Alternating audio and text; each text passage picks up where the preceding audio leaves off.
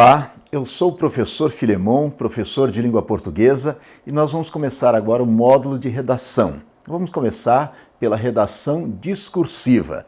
O primeiro assunto de que nós vamos tratar diz respeito à tipologia textual, os tipos de texto.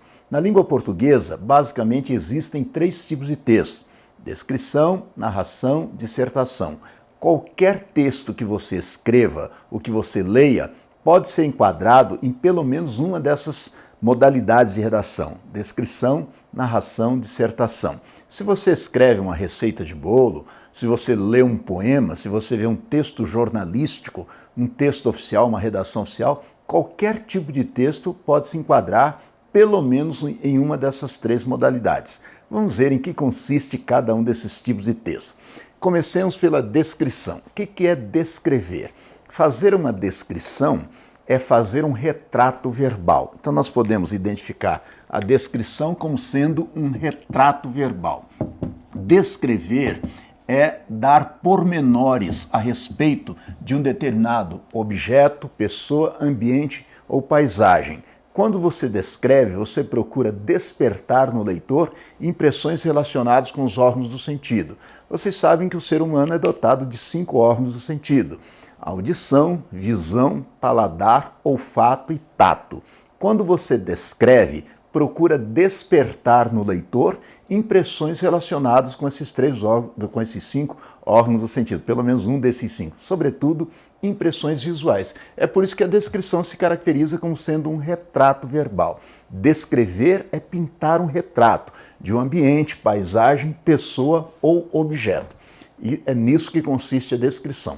Nós vamos, para acompanhar o curso, vamos usar o nosso livro chamado de Manipulação de Texto, que vocês têm aí em PDF. Então vocês têm o livro em PDF e na página 63 nós temos a definição de descrição e exemplos de descrição. Portanto, descrição é o tipo de composição que consiste em uma sequência de pormenores que caracterizam um determinado objeto, pessoa, ambiente ou paisagem, procurando sempre despertar no leitor, consoante nós vimos, esse retrato verbal, né? Impressões sensoriais, sobretudo impressões visuais. Vamos ver um exemplo aqui que está exatamente nessa página 63 do livro que vocês têm em mão aí em PDF. O sertanejo é, antes de tudo, um forte. Não tem o raquitismo exaustivo dos mestiços neurastênicos do litoral. A sua aparência, entretanto, ao primeiro lance de vista, revela o contrário. Falta-lhe a plástica impecável, desempenho, a estatura corretíssima das organizações atléticas. É desgracioso, desengonçado, torto. Hércules Quasímodo reflete no aspecto a fealdade típica dos fracos. O andar sem firmeza, sem aprumo, quase gigante ou sinuoso, aparenta a translação de membros desarticulados. Agrava-o a postura normalmente abatida, num manifestar de displicência que lhe dá um caráter de humildade deprimente. Aqui é a descrição que Euclides da Cunha faz do sertanejo no romance Os Sertões. Observe que neste texto ele procura despertar no leitor impressões relacionadas com a visão. Ele faz ver através de imagens. Ele procura colocar para o leitor impressões relacionadas com o sertanejo. Veja as características da descrição. Ele fala que o sertanejo é, antes de tudo, um forte, não é raquítico nem nervoso como os mestiços do litoral, e sua aparência, entretanto, revela o contrário ao primeiro lance de vista, né? Porque falta para ele uma plástica impecável, falta ali uma beleza física, falta ali uma correção de postura, desempenho, a estatura correta dos atletas, né? Ele é desgracioso, desengonçado, torto, é uma espécie de Hércules Quasímodo, ou seja, é ao mesmo tempo forte, Hércules, e desengonçado, torto, esquisito, Quasímodo. E também falta nele, ele reflete no seu aspecto, né, a feiura típica dos fracos, a fealdade típica dos fracos. Anda sem firmeza, sem aprumo, um andar gigante, né, cambaleante, né, e aparenta a translação de membros desarticulados, ou seja, ele usa movimentos desordenados dos membros e agrava ainda mais a sua postura abatida, esse manifestar de displicência, que lhe dá um caráter de humildade deprimente. Observe então que ele procura fazer um retrato verbal do sertanejo. Ele descreve o sertanejo de modo que o leitor veja esse sertanejo, né? Lendo o texto, consiga visualizar esse sertanejo. É importante também que nós saibamos que a descrição se vale de ser um retrato verbal, fundamentalmente um retrato verbal, mas não necessariamente um retrato verbal, ou seja, não necessariamente despertando impressões relacionadas com a visão. Quando você, por exemplo, descreve uma festa, vamos supor um show de rock, né, um espetáculo de rock, você descrevendo isso para um amigo, esse amigo consegue ouvir o barulho que está rolando na festa, né? Então você consegue despertar nele impressões relacionadas com audição. Quando você lê uma receita de bolo, você sente água na boca, então quem fez a descrição consegue despertar em você impressões relacionadas com o paladar. É nisso que consiste a descrição. Então, descrever é fazer um retrato verbal. E a narração, em que consiste? O que é narrar? Narrar é contar um fato, é relatar um fato, é contar uma história. Então a narração se caracteriza como sendo um relato de fatos, fatos verdadeiros ou fictícios. Quando você narra, você conta uma história. É por isso que a narrativa depende dos chamados elementos da narrativa. E quais são esses elementos narrativos? Daqui a pouco nós vamos ver com mais detalhes, mas de antemão, para você narrar, você precisa de um fato, de um enredo, de uma história em si. Mas além dessa história, desse enredo, você precisa de personagens que vão dar ação a esse fato, vai fazer com que você conte essa história, né? Você precisa de personagens, você precisa também de apoio de algumas circunstâncias, por exemplo, circunstâncias de tempo, de modo, de lugar, causa, consequência, são os elementos da narrativa. E é claro, você precisa postar-se como narrador. Você precisa postar-se como um narrador personagem, aquele que faz parte da história, que além de relatar o fato também faz parte da história. Ou então narrador observador, é aquele que relata o fato como apenas alguém que viu o fato sem que ele esteja participando, sem que seja personagem. Daqui a pouco nós vamos caracterizar melhor os elementos da narrativa. Mas então, em que consiste a narração? Narrar é contar um fato, é contar uma história, é relatar um fato apoiando-se nesses elementos da narrativa, esses elementos de que nós falamos. Quais são esses elementos? Principalmente personagens, não é isso?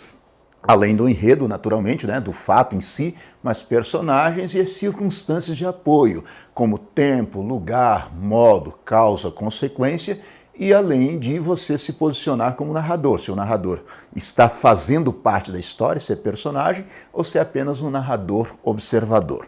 Nós vamos nos valer também de um pequeno texto aqui, narrativo, para nós podermos ver a diferença da descrição para a narração. Depois nós vamos ver também algumas outras particularidades, né, da narrativa.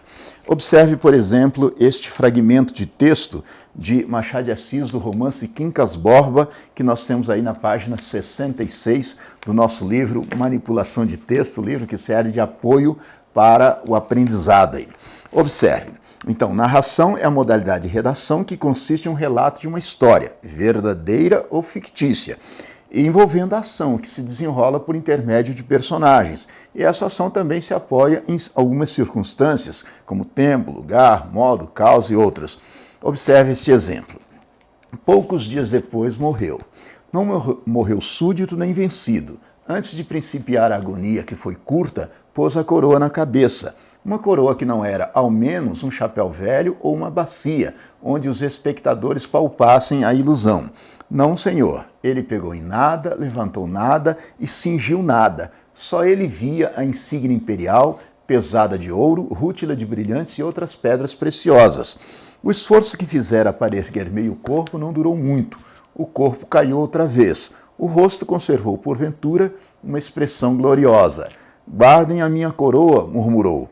Ao vencedor, a cara ficou séria porque a morte é séria. 2 minutos de agonia, um trejeito horrível e estava assinada a abdicação. Observe a diferença desse texto para o texto anterior. Veja que nesse texto o autor procura relatar um fato. Ele está relatando, no caso aí, em Quincas Borba, né, Machado de Assis, está relatando a morte de Rubião.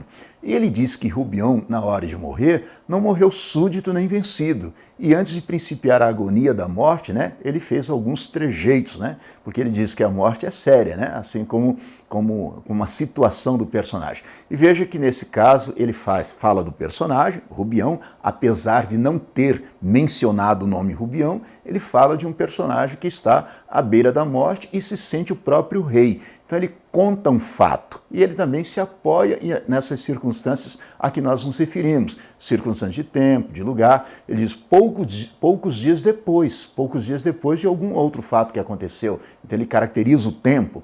Ele não fala especificamente de um lugar, mas quem lê o romance percebe que ele está na casa de uma comadre, onde ele é recolhido.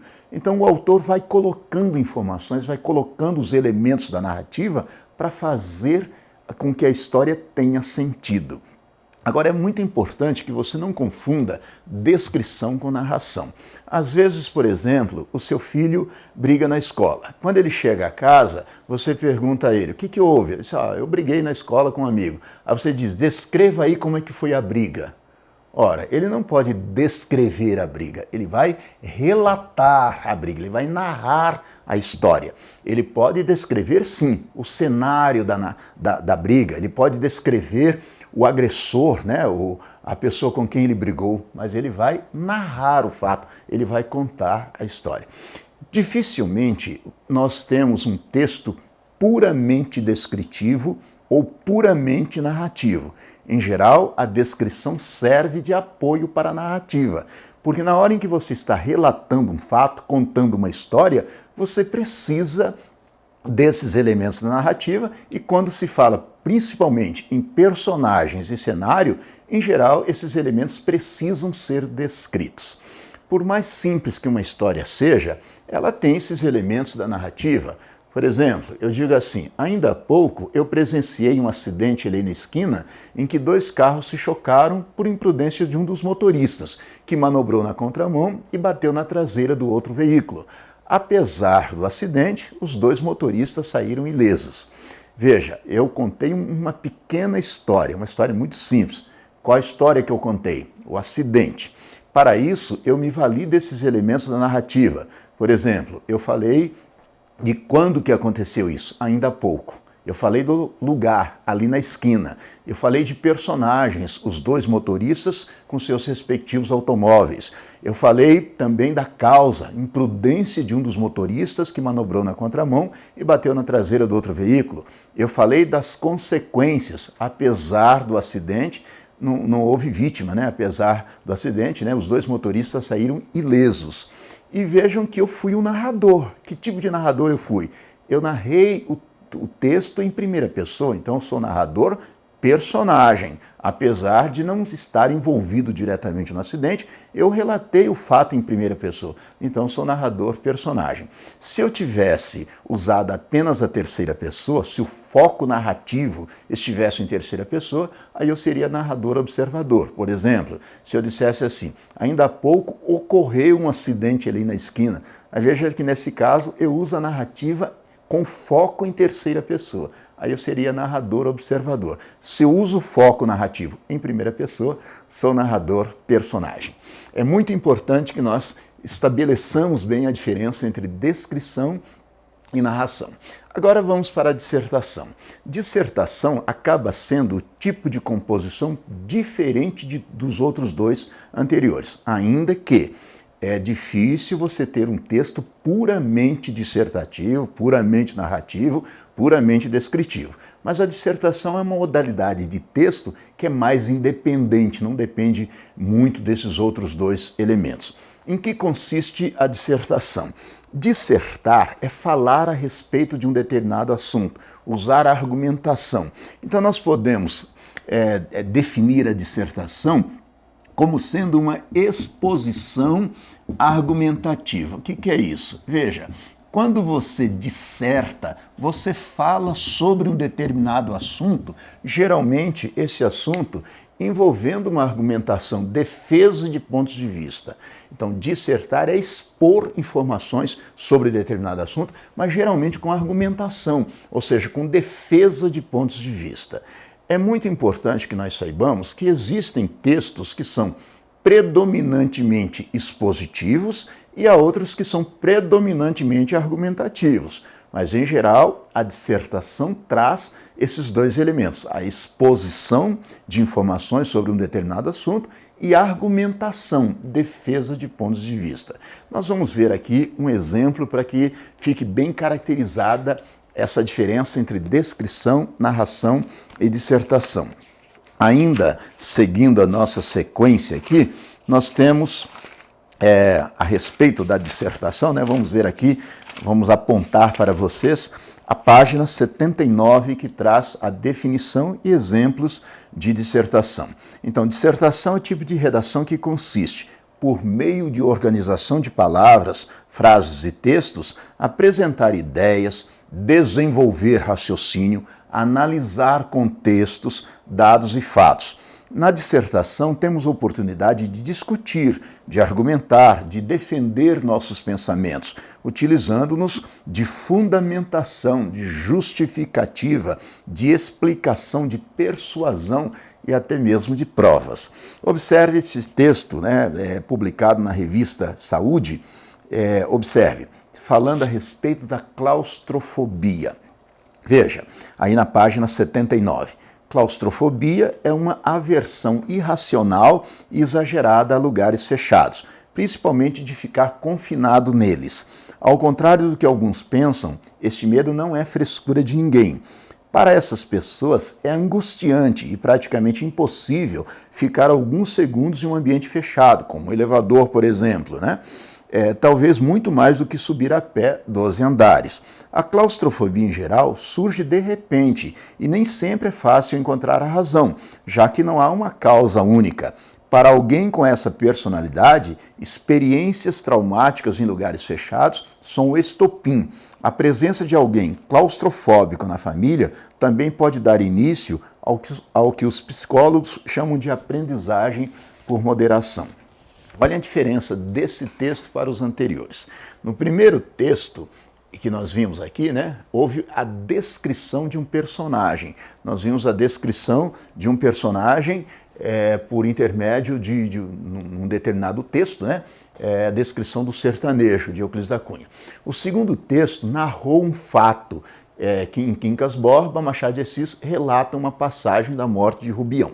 Agora, esse texto, veja que nesse texto que nós acabamos de ler, sobre claustrofobia, não se contou história nenhuma, não se descreveu ninguém, não se pintou retrato de ninguém. A preocupação do autor foi expor informações sobre o assunto, sobre a claustrofobia, definindo o que é claustrofobia e apresentando argumentos para justificar essa exposição. Então veja que nesse texto sobre a claustrofobia, o autor fala em que consiste a claustrofobia, a aversão irracional a lugares fechados, e ele diz que isso não é frescura de ninguém, e diz até como que as pessoas se comportam. Às vezes as pessoas deixam de entrar no elevador e preferem subir 12 andares de escada, exatamente por causa desse medo irracional. Veja que ele usa uma argumentação em que nós acreditamos. Ele não fica com achismo, ele diz claustrofobia é isso e acontece exatamente por determinadas razões. E apresenta essas razões de modo que o leitor acredite, porque ele usou de uma argumentação sólida, consistente, ele mostra que conhece o assunto.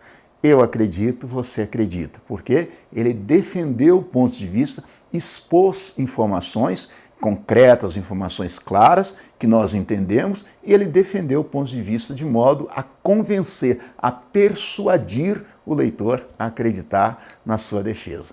Então, a dissertação acaba sendo um método de composição mais importante, em se tratando, sobretudo, de provas de concursos públicos e vestibulares. A dissertação acaba sendo a modalidade de redação que mais nos interessa, porque é por intermédio da dissertação que nós vamos ser avaliados nas provas de concursos públicos, vestibulares, por exemplo. Então, na dissertação, nós sempre partimos de um tema. O que é o tema? É o assunto sobre o qual nós vamos discorrer. Então, com base nesse tema é que nós vamos discorrer. Nós vamos apresentar informações sobre o tema, por exemplo, nós vamos expor informações sobre esse tema, nós expomos informações sobre o tema, nós defendemos pontos de vista. Então, uma dissertação defendem-se, né, pontos de vista. Nós também apresentamos, por exemplo, nós apresentamos informações, apresentamos persuasão, apresentamos fatos, né?